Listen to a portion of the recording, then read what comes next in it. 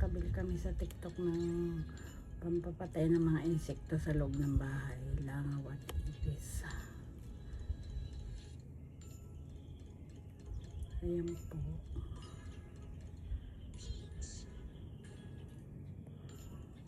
Tatry natin kung effective.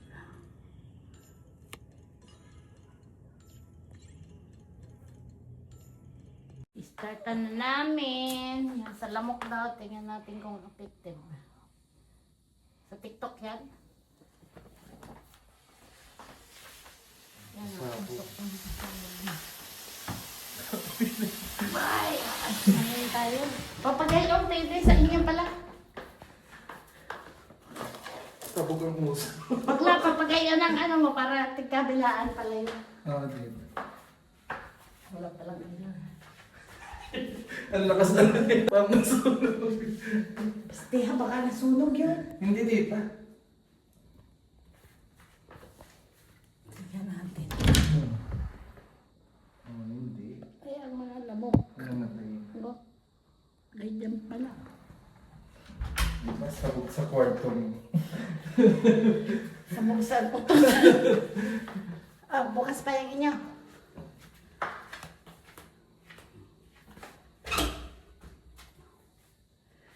Pagkayunin mo para ganyan sabog.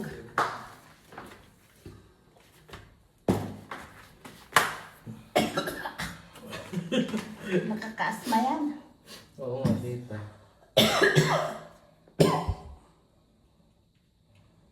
Oo nga.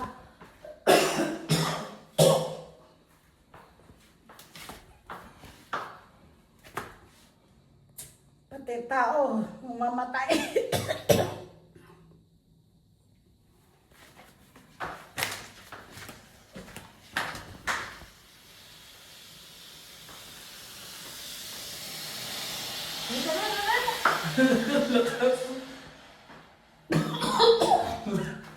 Buksan po ang mga kabinet para ano. Dito, dito. Oo.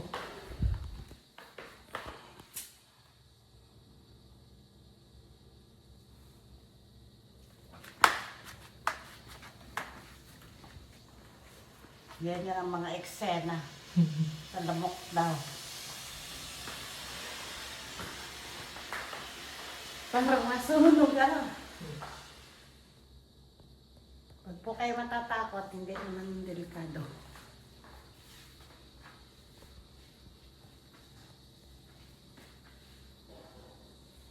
Sa lamok lang po yan, pantanggal ng mga insekto.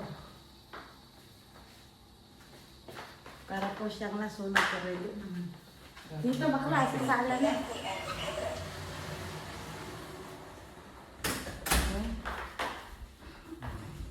Para di lumabas ng muso. Saan to, tita? Diyan lang. Dito. Patay ang mga insekto, sigurado. Mga insekto, ng butik, pati butik, katayan. Ah, ganyan. Paruran. So, huwag kayo matatakot. Hindi naman ano.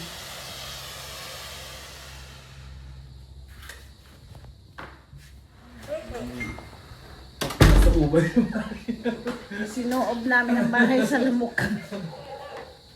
si Mata yung mga. Ayan, ang namatay sa ano. Oh, picture. Matay, ilawan mo to. Yan, dalawang namatay. Dalawang sa laki. Mamamatay din to, hilot eh. Effective siya eh. Ikaw tayo ang mamatay. Yun ang problema. Dito kami sa labas at may amoy pa ang ano. Pinasabog sa loob.